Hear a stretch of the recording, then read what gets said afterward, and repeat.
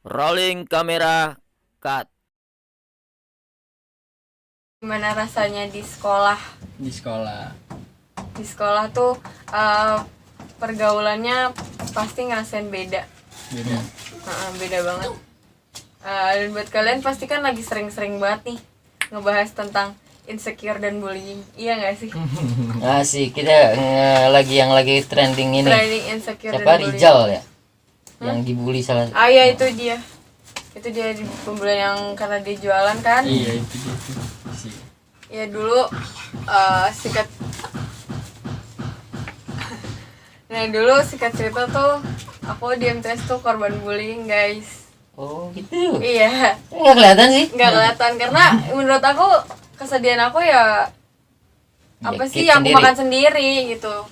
Nah yang paling support system pertama tuh adalah keluarga. Pastikan ya kalian tuh udah hopeless, kalian udah nggak tahu hidup tuh Teman dekat nggak ada? kalau dari information kelas 8 aku nggak punya siapa-siapa. Nggak percaya kan? Ya Itu makanya salah satu yang saya bilang kenapa kamu ditunjuk jadi itu karena itu. Iya, for your information aku di kelas 8 aku nggak punya teman siapa-siapa. Sampai kayak setiap ada orang mau berteman sama aku, ada salah satu orang yang sampai bilang kayak, oh ngapain sih main sama dia gitu, udah tahu dia misalkan namanya apa sih kayak dia buruk gitu, misalkan dia buruk, lu nanti ikutan jelek juga gitu. Terus selama 1 tahun tuh di kelas 8 tuh kayak masa-masa yang berat banget menurut aku sih. Kayak sepatu diumpetin gitu, sepatu diumpetin di masjid, terus nanti dia pura-pura baik, terus kayak itu tadi aku yang itu tuh sepatunya di situ gitu. Terus kayak olahraga, kalian bayangin deh kalau orang olahraga kan ngumpul tuh ya sama teman-temannya gitu. Enggak, aku sendirian duduk di situ, sendirian duduk di bangku gitu. Ngomongnya paling ngobrol sama satpam, sama pamat, sama guru-guru gitu. Aku sering banget turun naik ke ruang guru gitu, ngerjain tugas sendiri, kadang cuma nanya doang gitu. Terus akhirnya aku tetap bertahan, tapi kan pikiran kita kan kayak ngerasa gue pengen pindah nih, gue pengen pindah, gue kadang nggak kuat gitu kan, diginin mulu, ditekan mulu gitu. Mungkin aku dibully karena emang ada masalah pribadi sendiri gitu, atau ada kesalahan yang aku buat ke mereka gitu. Terus akhirnya ya udah aku belajar dari kesalahan itu, aku tetap bertahan. Coba deh kalian belajar dari apa ya, kayak belajar dari kesalahan gitu. Kalian bertahan nih, kalian bertahan. Terus pas itu setelah dari pertahanan itu yang tadinya benar-benar ngebuat hati kalian tuh sakit, cobaan banget, berat banget ya jalannya, tapi tuh Allah kasih hadiah terbaik. Kelas 8 aku udah bisa umroh. Iya, mantap. Nah itu tuh kayak ngebuat kayak ini ya jawaban yang paling indah. Ternyata tuh sebelum gue dapetin hadiah terbesar tuh gue harus ngejalanin cobaan ini dulu kali, apa gimana gitu. Terus ya udah setelah kelas 8 kayak berjalan waktu, udah semua baik-baik lagi aja. Kayak aku bisa punya teman lagi, bisa berteman lagi, bisa bisa ikut lomba lagi, dan banyak hal yang bisa dilakuin lagi gitu. Jadi kayak yang tadinya udah sempat kayak stres, nangis, kerjanya hampir nangis setiap hari kayak gitu.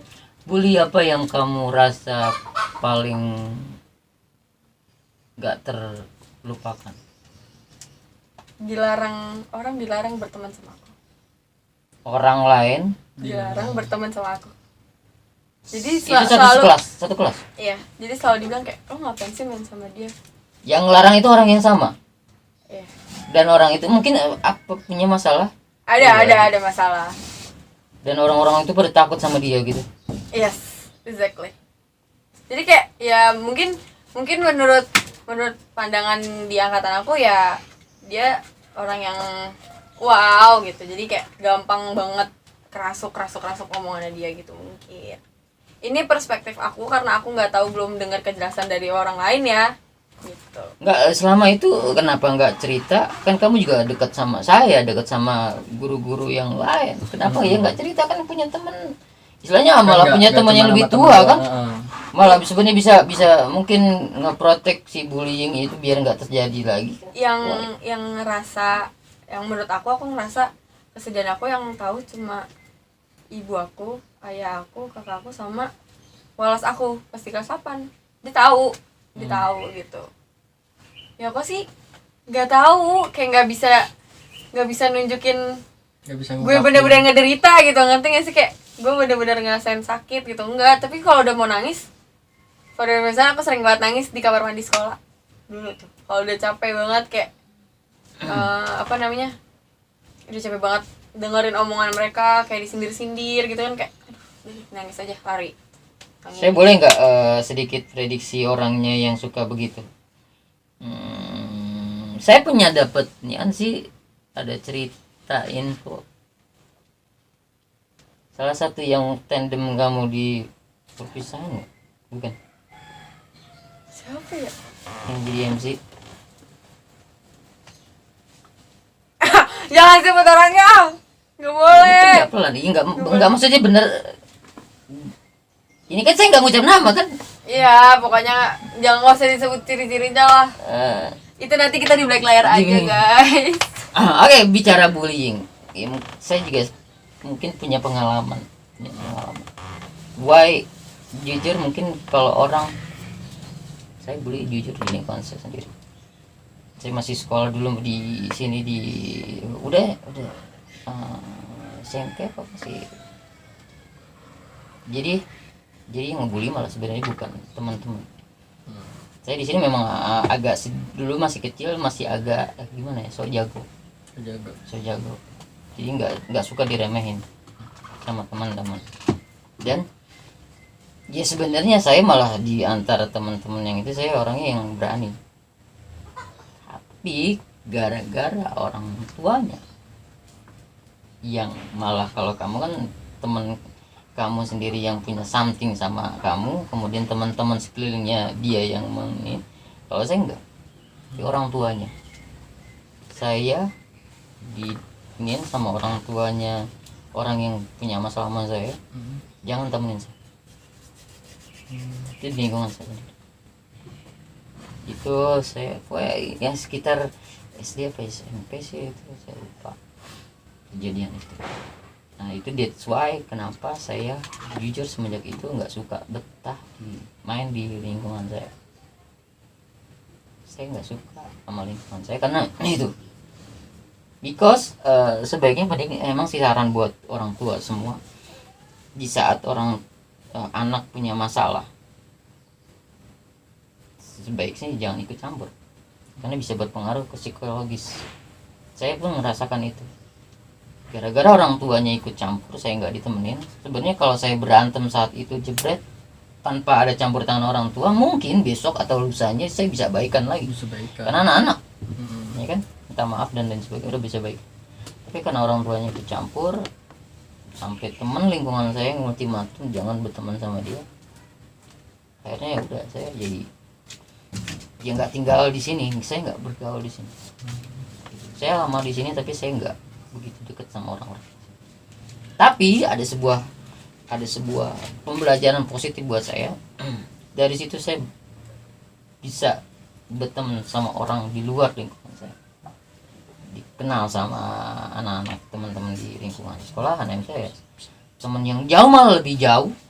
Saya dulu di saat SMP itu udah suka main ke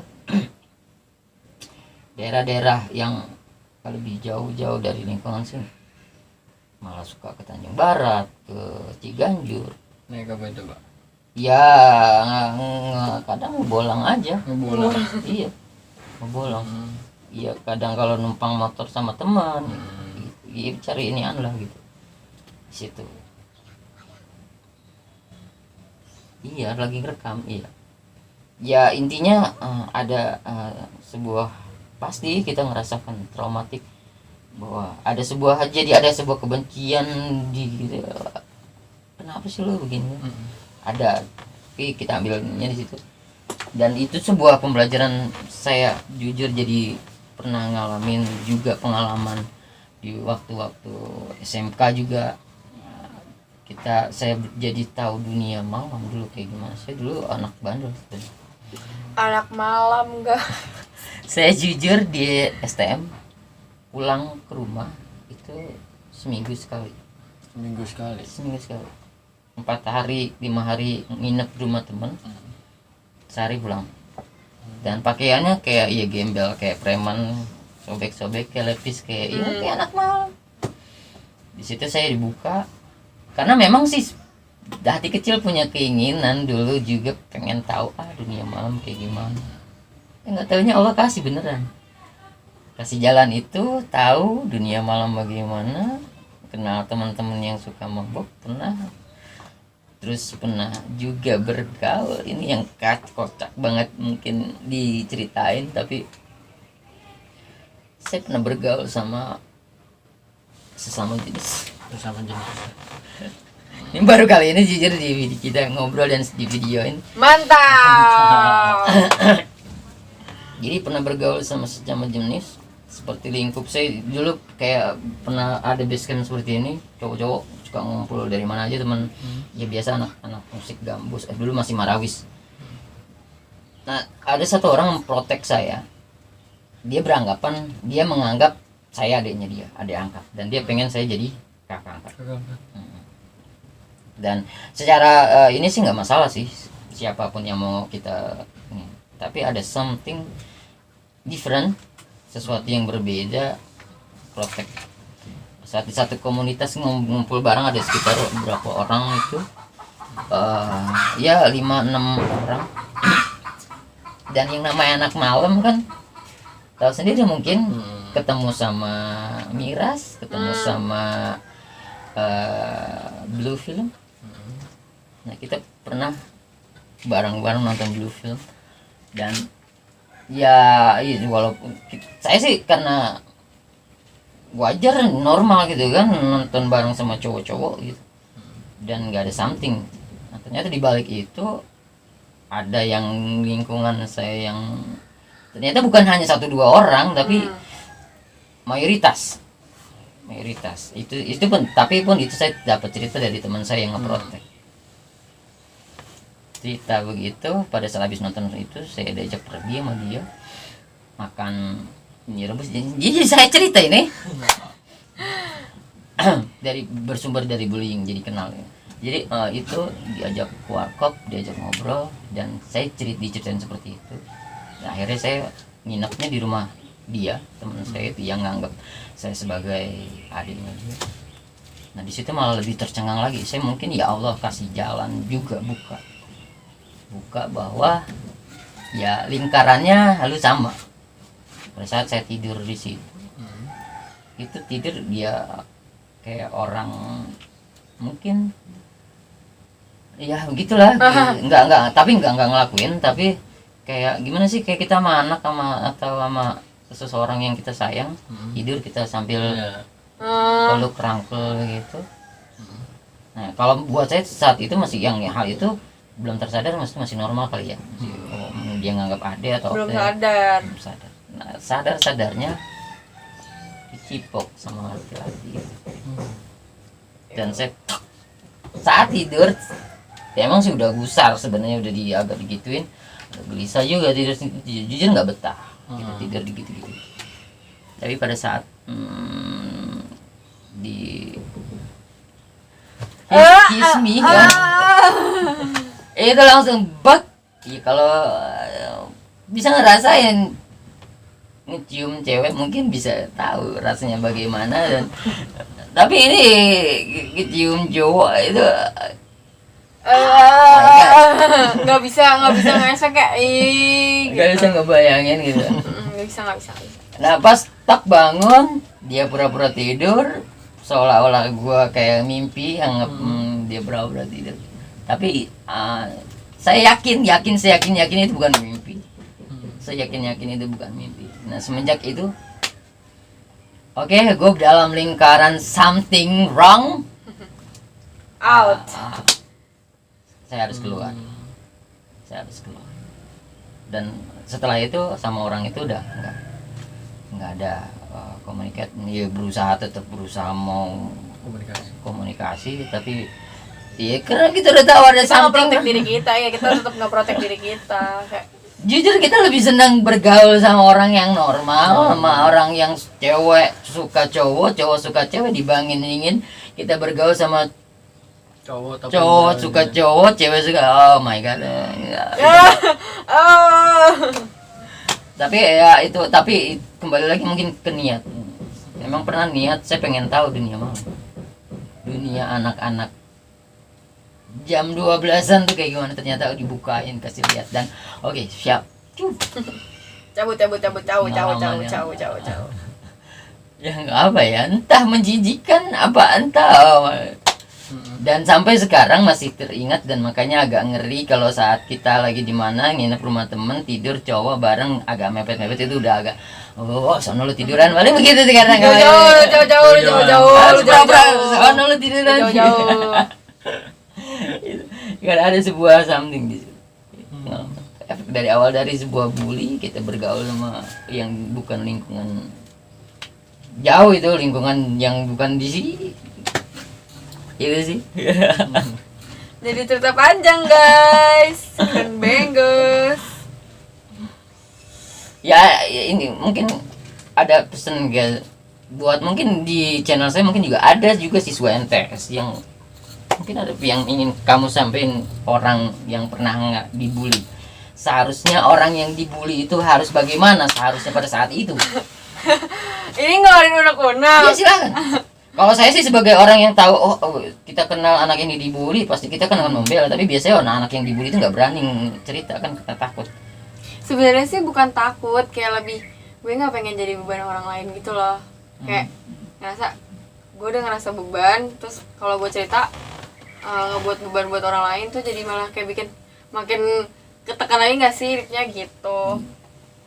Kayak apa ya buat kalian yang dibully, kayak pernah ngerasa dibully, jangan pernah pengen akhirin hidup. Jangan pernah bodoh ya, jangan pernah bodoh. Jangan pernah kalian berpikir bahwa hidup gue kalau udah habis dibully itu bakal sampai sini aja ya, gue bakal kehilangan segala-galanya. It's wrong, itu sama sekali salah. Dan yang tadinya aku pikir kayak kalau misalkan gue pergi gitu, gue nggak dapet apa-apa. Tapi kalau misalkan aku lanjutin sekarang, aku bisa. Yang tadinya dulu aku diremehin guys di organisasi, gak dianggap apa-apa, cuma dianggap sampah. Terus sekarang aku bisa buktiin kalau aku bisa jadi wakil ketua MPK. Terus aku bisa punya store sendiri, terus bisa dikenal banyak orang, bisa nunjukin apa yang gue punya. Kalah jauh sama dia yang ngebully. Dan buat kalian yang suka bully orang, kalian tuh nggak pernah tahu rasanya digituin gimana. Terus kalian juga nggak tahu survive-nya orang buat ngelanjutin hidupnya itu gimana, tuh kalian nggak pernah tahu. Coba deh sekali-sekali kalian pikirin perasaan mereka yang kalian cuma sebatas ngatain atau sebatas ngumpetin barang atau mojokin. Itu sama aja kayak kalian ngejatuhin mental dia, yang kalian tuh nggak tahu masalah hidupnya dia itu gimana. Dengan segampangnya kalian ngebully orang. You think you flower. Kayak gitu, you think you flower. Enggak banget. Itu sih palingan. Ya kalau saya sih buat orang yang dibully ya, mungkin kalau ada di lingkungan sekolah MTS 6, saya pribadi ngebuka untuk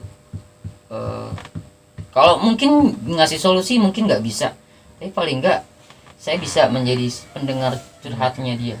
Karena pernah saya juga baca-baca, pada saat orang mengungkapkan, menceritakan sesuatu akan jauh lebih baik dibandingkan itu menyimpannya sendiri. Bebannya itu terlalu berat. Tapi pada saat kita menceritakan ke orang yang mungkin memang kembali lagi sih ke trust, kepercayaan. Pada saat kita belum percaya sama orang itu emang agak sulit sih. Tapi ya kalau dalam sekolah mungkin ada BK, sebenarnya ada wadah itu untuk menceritakan. Bahwa misalnya perlu kita pahami, masuk BK itu bukan berarti anak yang bermasalah, bukan. Oh iya. Tapi masuk BK itu adalah tempat untuk bercerita kalau kesah kita, baik ada di sekolah atau di rumah. Itu adalah wadah gitu buat cerita, curhat. Cuman kan kadang banyak orang yang nggak paham. Wah, masuk BK anak nakal, wah BK anak bermasalah. Itu sebenarnya itu wrong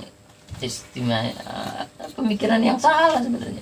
Iya, tapi aku alhamdulillahnya aku punya ibu yang dulunya mantan guru BK. Jadi aku punya Bisa tempat konselor cerita sama- tersendiri yang jadinya aku juga nggak ke orang lain. Dan apa ya, rasa kedekatan aku sama orang tua aku tuh ya dekat banget. Jadi dia tahu kayak gimana sih proses gue buat sampai detik ini tuh gimana gitu. Jadi kayak apa aku ya udah, yang benar-benar tahu hidup aku ya ibu aku ini. Jadi kan kayak cerita sama dia, pulang sekolah nangis ke kamar dia bilang gini gini gini, dapat ini lagi gitu. Sebenarnya sih kalau kalian ngerasa rumah itu tempat terburuk, bagi aku enggak. Keluarga sebenarnya sama rumah itu tempat terbaik buat kehidupan aku sih gitu. di tempat kita untuk bercerita kan. Iya. Sebenarnya ya itulah.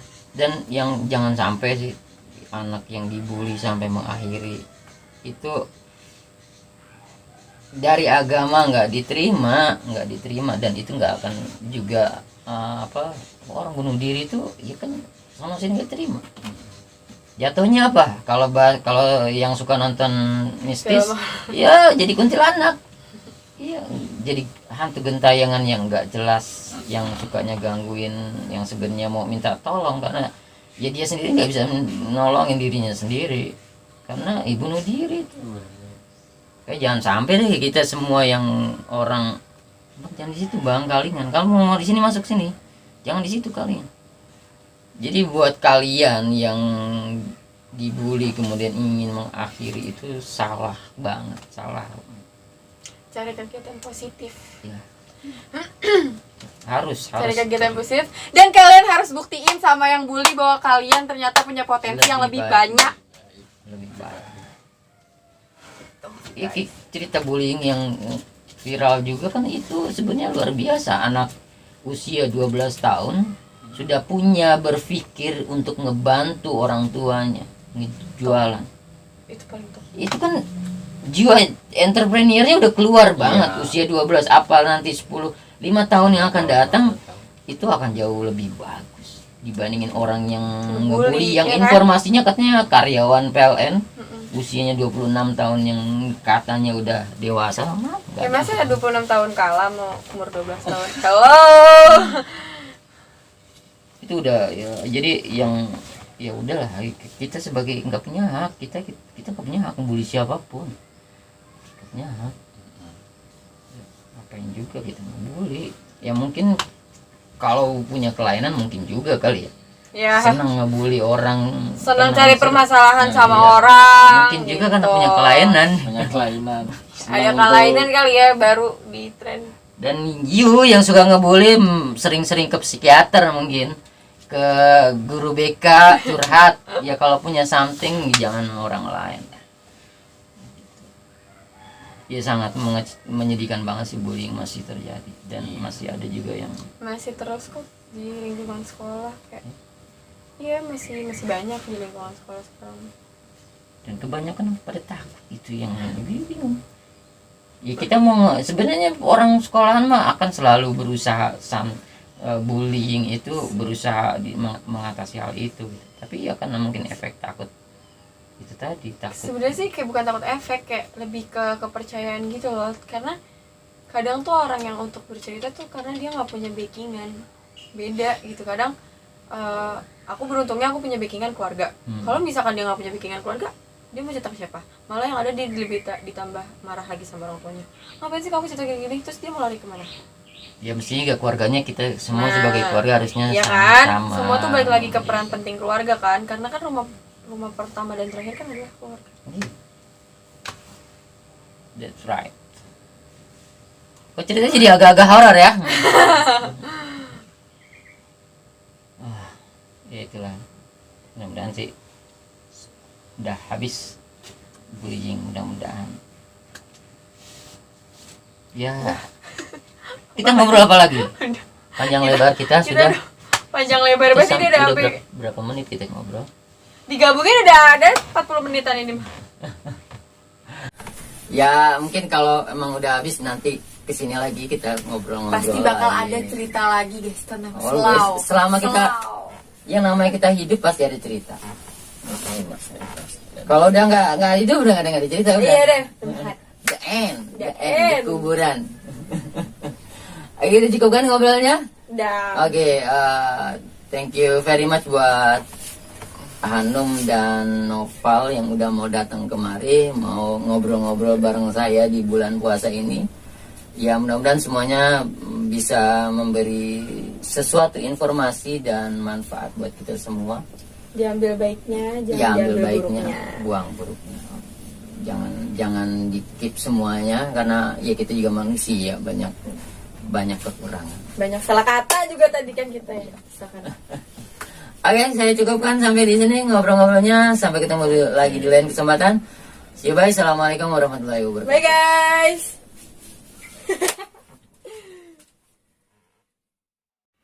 Rolling kamera, cut.